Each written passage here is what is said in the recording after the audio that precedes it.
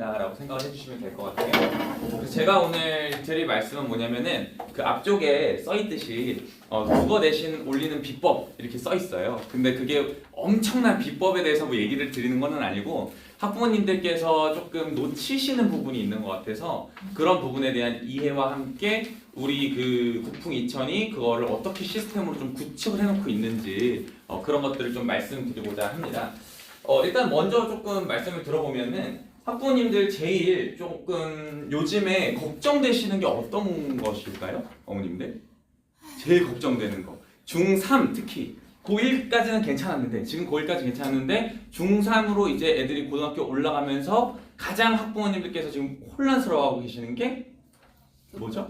교육과정이 바뀌는 거죠. 그래서 뭐 대신 5등급제를 한다, 고교학점제를 한다 이런 것들에 지금 굉장히 혼란스러운 지금 그런 상황입니다.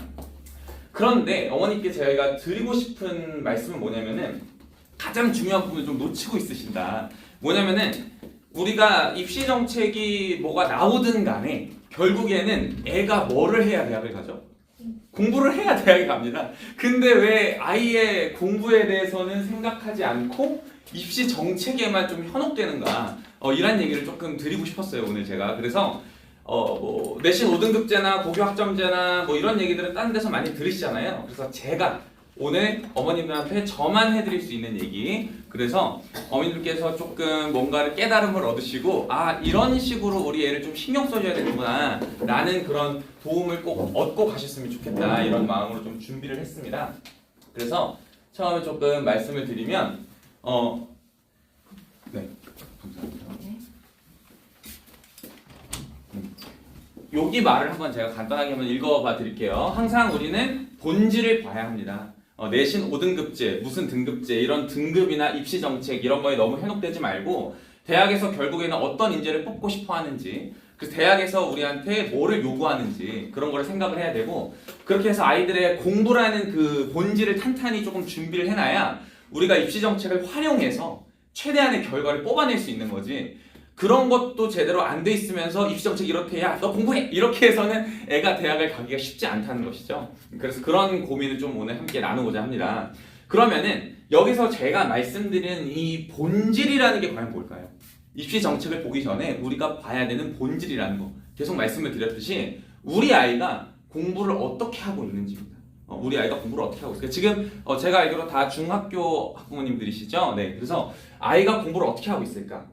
라는 거를 우리가 좀 봤으면 좋겠다라는 건데요. 이거를 이제 저는 국어를 설명드리는 거기 때문에 국어라는 거에 좀 초점을 맞춰서 말씀을 드리려고 해요. 어떤 식의 흐름을 갈 거냐면 자, 세 가지 흐름을 갈 겁니다. 세 가지 흐름. 첫 번째는 중학교 국어 내신에 대해서 말씀을 드리고 두 번째는 고등학교 국어 내신에 대해서 말씀을 드릴 겁니다. 그 다음 마지막 남은 게 뭐죠?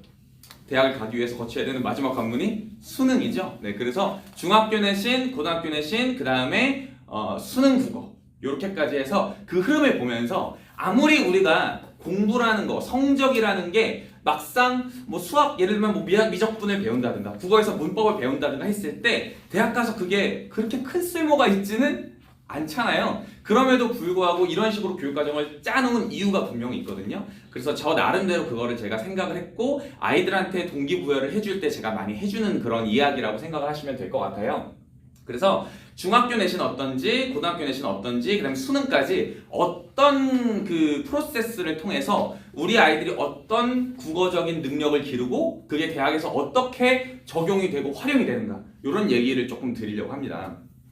어머님들은 보통 고등학교까지 교육만 신경을 쓰시잖아요. 그쵸? 대학에 가서는 우리 아이가 어떤 공부를 할지 신경을 안 쓰시죠. 사실은 거의. 근데 사실은 제가 아이들을 많이 봐오면 그 대학교 때까지의 어떤 공부를 신경 쓰는 아이들이 결국엔 입시를 성공하거든요. 왜냐면 대학의 본질은 자기들의 학교에 와서 부끄럽지 않게 어떤 학문적 성취를 이뤄내는 학생들을 뽑고 싶어 하기 때문인 거거든요. 그렇기 때문에 우리가 그 내신과 수능의 프로세스를 통해서 과연 우리가 국어에서 학생들이 어떤 거를 길러야 하느냐 요거에 대한 답을 먼저 조금 드리려고 합니다. 어떤 걸 기르는 걸까요? 국어에서 국어 공부는 뭘 공부하는 걸까요? 보통 학교에서 우리 문학 같은 걸 배운다든가 음운변동 이런 것들을 많이 배우죠. 그런데 그런 걸 배우는 게 아닙니다. 국어에서는 사고력을 배우는 겁니다. 언어적 사고력. 이 언어적 사고력이라는 건 뭐냐면은 우리가 그런 사람들 있잖아요. 생각은 되는데 말로 잘 안 나와. 아니면 글을 읽었을 때 조금만 글이 어려워지면 잘 이해가 안 돼. 이런 사람들이 있어요. 그런 것들이 대학에서는 학문을 하려고 하면 굉장히 큰 걸림돌이 될 수밖에 없거든요. 그렇기 때문에 국어 과목은 대학에서 아이들을 뽑을 때 이 언어적 사고력의 밑바탕을 길러주는 과목이다라고 생각을 하시면 될 것 같아요. 내가 생각하는 거, 남들이 생각하는 거를 뭘로 이해할 수 있는 능력이죠? 언어로 이해할 수 있는 능력입니다. 자, 그래서 중등 내신부터 한번 첫 단추를 한번 끼워볼게요. 중학교 내신은 뭐다? 라고 보통 우리가 생각을 하고 있죠, 어머님들? 암기다. 그쵸? 제가 무슨 상품권이라도 좀 준비해와가지고 대답을 하시면 하나씩 들고 하면 조금 호응이 나왔을 텐데 그렇게까지 제가 준비를 못했네요. 자, 암기다. 우리가 보통 이렇게 생각을 합니다. 암기다. 그래서 저는 이렇게 세 가지 포인트를 잡아봤습니다. 중학교 내신에서 국어 과목에서 가장 중요한 거는 기초를 다지는 거예요. 기초. 여기서 말하는 기초란 뭘까? 시가 뭔지, 소설이 뭔지, 그래서 그런 작품들을 읽으면서 암기를 하는 거죠. 그럼 암기를 하면서 아이들이 뭘 깨달을까요? 노력하는 방법을 깨닫습니다. 이 세상에 공짜가 없구나. 내가 노력하고 시간을 투자한 만큼 결과가 나오는구나 라는 거를 중학교 내신에서는 아이들은 알게 돼요. 그렇기 때문에 중학교 내신의 초점은 어디에 있나? 학생들을 선생님들이 미친 듯이 조지는 거에 있습니다. 조지는 거 표준어입니다. 어머니들. 조집니다. 그래서 너 이거 못 외우면 집에 못 가. 그 대신에 아이들이 그렇게 미친 듯이 고생시키고 났더니 봐봐. 너 100점 나왔잖아. 노력하면 된다. 이걸 알려주는 게 중학교 내신입니다. 그러면서 또 아이들은 뭘 얻게 될까요? 공부 습관을 얻게 되겠죠. 나는 이런 방식으로 외우는 게 잘 되는 것 같아. 난 이런 식의 수업이 좋은 것 같아. 이런 습관에 좀 기초를 다지게 됩니다. 그래서 중등 내신의 컨셉은 기초를 다지는 겁니다. 그 다음에 고등 국어 내신에서는 하나가 여기 추가가 된다고 보시면 될 것 같아요. 그게 뭐냐면 이렇게 세 가지 중학교의 어떤 기초를 다져놓고 국어적 사고력을 기르게 되는 겁니다. 그래서 우리가 이런 상황을 많이 보셨을 거예요, 어머님들. 어머님들은 많이 못 보셨겠죠. 저는 많이 봤습니다. 중학교 때 분명히 이 친구가 A등급, 막 100점, 무조건 90점 이상 맞던 친구예요. 암기를 너무 잘해가지고. 그러던 친구가 갑자기 고1 중간 끝나고 저희 학원에 찾아와서 상담을 하는데 선생님, 제가요 분명히 중학교 때는 무조건 다 맞았거든요. 근데 갑자기 고등학교에 왔더니 4등급이 떴어요. 어떡할까요? 요런 아이들이 생깁니다. 왜 그러냐면 이게 안 돼서. 사고력이 안 돼서. 그 친구들은 1 더하기 1은 2야 라는 걸 알려주면 1 더하기 1은 무엇입니까? 라고 물어보는 문제에는 대답을 할 수 있었지만 2 더하기 2를 물어보니까 난 더하기의 의미에 대해서 생각을 해본 적이 없는데 이렇게 된 겁니다. 근데 국어 내신에서 고등학교에선 분명히 그런 것들이 출제가 돼요. 시험 범위도 많고 그래서 아예 깡그리 암기가 안 되는 경우가 많습니다. 그러면은 뭘 길러줘야 되죠? 우리는 사고력을 길러줘야 됩니다. 그래서 그 고등학교 내신도 우리 아이가 어떤지 먼저 알아야 돼요. 암기에 좀 특화된 친구다 라는 생각이 들면은 여기에 좀 치중되어 있는 그런 고등학교를 보내시는 게 좋습니다. 예를 들면 우리가 이거를 이제 내신스럽다 이렇게 얘기를 해요. 강사들끼리. 이게 뭐냐면 고등학교 내신인데도 불구하고 암기할 것들이 많고 학교 선생님이 뭔가를 필기해준 내용들이 시험에 그대로 출제되는 것들. 그 다음에 킬러문항 몇 개. 약간 이런 식으로 출제하는 학교들이 있고 어떤 학교는 제가 별의별 내신을 다 해봤는데요. 다른 지역에서도 어떤 학교는 시험 범위가 문학작품 5, 60개. 문법 전체 막 이럽니다. 고1위. 그거는 무슨 뜻일까요? 시험 공부하지 말라는 거죠. 우리는 뭐 하겠다? 너네의 노력을 보는 게 아니라 니네 능력을 보겠다는 겁니다. 그거는. 그래서 그 학교는 내신 성적은 애들이 막 뒤죽박죽이에요. 1등급 나왔던 애가 막 3등급 나왔다가 왜 지들끼리 엎치락뒤치락 하니까. 그런데 모의고사는 대부분 잘 봅니다. 왜? 그 내신을 공부하면서 그 모의고사 기출을 시험 범위로 주거든요. 3개년에. 그럼 애들이 그걸 미친 듯이 공부를 하잖아요. 자연스럽게 기출 분석이 되는 거예요. 평가원 기출 분석이. 그러니까 모의고사 성적이 나오는 거죠. 그러니까 우리 아이가 이런 아이인지부터 알고 그 다음에 뭘 알아야 되는 거죠? 입시 정책을 조금 들여다보는 거죠. 그 다음에. 그렇게 생각을 하셔야 된다. 자, 그러면 우리가 한번 생각을 해봤더니 중등에선 암기와 노력이 키워드였고요. 고등에선 여기에 이제 사고력이 더해진다. 그래서 너네가 바보처럼 주입해주는 내용만 아는 애들이 아니라 혼자 새롭게 뭔가 생각을 할 수 있는 그런 학생들을 좀 좋은 점수를 주고 싶다는 거예요. 자, 그러면 이제 우리는 어디로 조금 가볼 거냐면 중학교 내신을 받고 고등학교 내신을 봤으니까 그 다음 종착지가 어디죠? 수능이죠, 수능. 수능 국어는 우리가 뭐를 평가하려고 하는지를 한번 보려고 할 겁니다. 수능 국어는 어떤 걸 평가하는 걸까요? 수능 국어의 기본적인 그 영역들 혹시 알고 계실까요? 국어의 영역? 일단 어머님들도 학교에서 다 배우셨던 제일 뭐 김소월, 서정주, 그 다음에 뭐 윤동주 이런 문학, 그쵸? 그 다음에 비문학, 독서, 그 다음에 문법, 그쵸? 음운변동, 형태론, 통사론, 그 다음에 화법과 작문, 뭐 이 정도로 볼 수 있을 것 같아요. 그럼 그걸 공부하는 걸까요? 제가 아까도 말씀드렸지만 그걸 공부하는 게 아니에요. 왜냐면 문학이 만약에 수능 국어에서 너네가 문학을 얼마나 알고 있는지 평가할 거야 라고 하면 우리는 윤동주, 서정주 이런 시인들을 어떻게 해야 되죠? 다 외워야 돼요. 근데 우리가 그렇게 가르치지 않죠? 그렇게 가르치지 않아요. 그래서 애들한테 제가 뭐라고 얘기를 해주냐면 학생들한테 수능 국어는요 실체가 없어요. 공부에 실체가 없습니다. 특히 비문학 같은 거 한번 생각해보세요. 무슨 뭐더라? 수정진동작 뭐 이런 게 나와요. 근데 그거는 과탐이잖아요, 사실. 과탐에서도 어려운 내용이에요. 그러면 우리가 수능 국어를 공부하기 위해서 사탐, 과탐까지 다 봅니까? 경제학까지 봅니까? 아니죠. 그게 아니라는 거예요. 우리는 아까 했던 말을 다시 반복하고 있는데 국어 공부에 우리는 지금 뭘 찾아보고 있는 거예요? 뭘 파헤쳐보고 있는 거죠? 사고력. 본질이 바로 사고력이다. 그렇기 때문에 우리 수능 국어 공부의 목표는 사고력입니다. 근데 이 사고력을 하는 종류가 4가지 정도로 나눠져 있다고 보실 수 있어요. 먼저 감상하는 사고력, 그 다음에 이해하는 사고력, 그 다음에 탐구하는 사고력, 그 다음에 소통하는 사고력. 이렇게 얘기하니까 잘 감이 안 오실 수도 있어요. 제가 아까 밑밥은 풀어놨는데 이 각각이 국어의 어떤 영역에 해당이 되는 사고력입니다. 자, 한번 보시면 감상을 한다는 건 뭐겠어요? 문학, 그쵸? 이해를 한다는 건 비문학, 독서죠. 탐구는 문법입니다. 그 다음에 소통은 화법과 작문입니다. 이거는 어떤 학자들이 하거나 교육과정 출신들이 하는 얘기가 아니라 그냥 제가 아이들을 가르치면서 오랫동안 고민해본 결과예요. 왜 그러냐면 그냥 제 개인적인 얘기를 잠깐 해드리자면 저는 수능 이 강사를 할 때 되게 혼란이 많이 왔어요. 저는 알아서 공부를 열심히 했던 학생이었거든요. 보통 강사들은 다 그렇잖아요. 그러니까 이 아이들한테 왜 공부를 해야 되는지를 알려주는 게 너무 힘든 거예요. 저는 그냥 공부가 재밌어서 했던 학생이고 인서울을 못 가면 내가 쪽팔릴 것 같다는 생각이 들어서 공부를 했던 학생인데 아이들은 하기 싫어요 이러고 있으니까 어떻게 해야지 내가 이걸 알려줄 수 있을까? 너네가 대학을 가고 싶어 하는데 이 대학을 가기 위해서 어떤 능력, 이런 능력이 필요하다는 걸 어떻게 좀 풀어줄 수 있을까? 왜냐면 아이들은 고등학교 때까지의 공부가 막상 사회에 나가면 뭐라고 생각할까요? 쓸모가 없다고 생각하거든요. 근데 그렇게 생각하면 정말 공부하기 싫어져요. 그렇기 때문에 항상 저는 공부에 반드시 이유가 있다. 물론 어느 정도는 쓸데없겠지만 그래도 하다 보면 반드시 너네가 대학 가서 취업해서 도움이 된다라는 얘기를 이런 식으로 풀어서 얘기를 해줍니다. 근데 오늘 학부모님들한테 얘기를 하는 거니까 조금 수준을 높여가지고 이렇게 이야기를 하고 있습니다. 자, 그러면은 우리가 이런 생각을 해볼 수 있겠죠. 이 영역들의 본질은 각각의 지문에 있는 내용이나 아니면 문학에 있는 작품의 주제나 문법의 어떤 현상이 아닙니다. 이거를 하는 사고력을 요구하는 겁니다.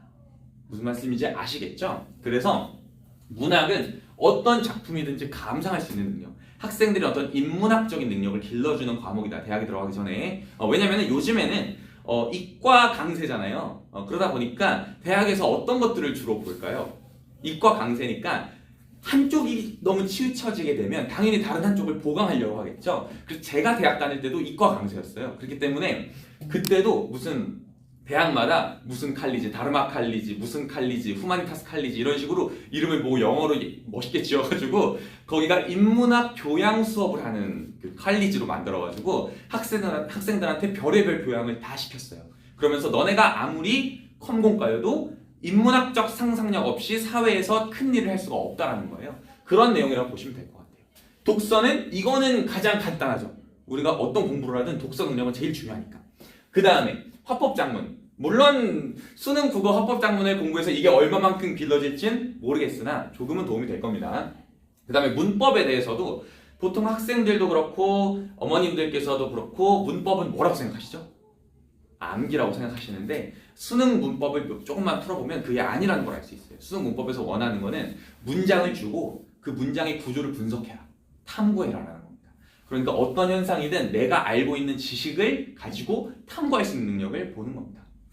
그렇기 때문에 제가 드릴 수 있는 말씀은 이 언어적 사고력을 위해서 중학교 때부터 대학교 때까지 쭉 하나의 프로세스가 있다는 거고 우리의 교육과정이 그 위에 쌓여 있다는 거예요. 적어도 국어과 교육과정은. 근데 중학교에서는 우리가 뭘 배운다? 공부하고 암기하는 습관을 기르고 고등학교 때는 이제 약간의 사고력을 사용하는 방법을 배우고 그 다음에 대학교에 들어가서는 이제 암기라기보다는 사고력을 통해서 남들과 소통하고 논문을 쓰고 논문을 읽어내는 능력을 공부하게 된다는 거죠. 그래서 우리는 이 언어적 사고력에 조금 집중을 할 필요가 있습니다. 그래서 우리는 여기서 이 생각을 꼭 이것만이라도 꼭 머릿속에 가지고 가셨으면 좋겠어요. 국어는 지식 공부가 아니라 바로 생각을 하는 훈련입니다. 자, 그럼 여기까지가 제가 말씀드린 국어 과목의 무엇입니까? 본질이죠. 그러면은 우리는 이 본질을 위해서 뭐를 해야 될까요? 어떻게 애들을 공부시켜야 될까로 나가야겠죠. 이제 학원이니까. 그러면 이 말에 한번 집중을 해보시겠어요? 생각 훈련? 국어는 생각 훈련이다. 생각을 훈련한다. 그럼 학원 강사의 역할이 뭘까요? 너 이거 공부해야 됩니까? 그게 아니에요. 애가 생각을 할 수 있도록 도와주는 거죠. 그러니까 어떤 비유로 생각해 주시면 좋냐면 아이는 운동선수고 강사는 코치가 돼야 되는 거예요. 그게 국풍 이천의 가장 큰 어떤 패러다임입니다. 그냥 잘 가르치는 강사가 나와서 저 선생님 잘 가르친다. 머릿속에 쏙쏙 들어와. 해도 그 애 성적은 4, 5등급 나가요. 왜? 생각하는 연습을 안 하니까. 그냥 선생님이 주는 자료 열심히 읽었고 선생님이 주는 문제 열심히 풀었는데 채점에서 뭐 좀 틀리긴 했어. 그런데 기본적인 내용은 된 것 같아. 막상 시험 보면 근데 똑같이 4, 5등급이 나와요. 왜? 강사가 아무리 잘 가르쳐도 애가 혼자 생각을 안 해요. 그게 문제라는 거죠. 그래서 우리는 이게 중요하다는 걸 깨달았습니다. 국풍 이천에서는 자기주도 학습이 중요하다. 자기주도 학습이 중요하다. 그렇다면 자기주도 학습은 뭔가? 학생한테 이렇게 지식을 주입시켜주는 게 아닙니다. 학생이 이거 다른 학생이랑 얘기하는 게 아니라요. 이 빨간 선을 거울이라고 생각해 주시면 돼요. 거울을 보고 자기와 대화를 하는 거예요. 그래서 제가 수업할 때 이런 방법을 많이 써요. 진도를 나가는데 모든 내용을 진도를 다 안 나갑니다. 일부러. 아주 깊게까지 안 나가요. 아주 깊게까지 안 나가고 기본적인 내용들을 해준 다음에 문제를 줍니다. 문제를 주고 과제로 해와. 아니면 남아서 1시간 동안 이걸 풀고 가. 합니다.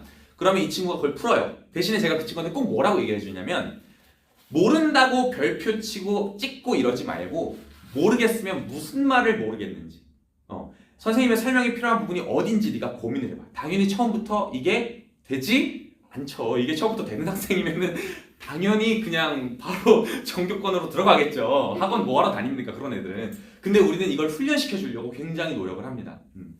그래서 학생들이 저는 어떤 걸 많이 하냐면 아무리 수업 시간에 애들이 많아도요 꼭 진도를 나가고 남은 시간 동안 1대1로 불러가지고 숙제해온 걸 이렇게 쓱 봐요. 그러니까 질문을 단순히 받아주려고 하는 게 아니라 이 자식이 문제를 얼만큼 풀었나, 얼마나 고민이 들어가 있나 보면 알거든요, 강사들은. 그래서 그걸 보면서 너가 이런 실수를 하는구나 라든가 아니면 막 욕을 하면서 너 이거 대충 풀었네 죽을래? 막 이렇게 하면서 이제 동기부여를 최대한 해주려고 하는 거죠. 그래서 이런 생각, 자기주도 학습이 굉장히 중요하다는 생각으로부터 우리 국풍 이천의 시스템이 좀 만들어져 있다라고 생각을 하시면 될 것 같아요. 그래서 여기에 있는 초록색이 저희의 그 흐름입니다.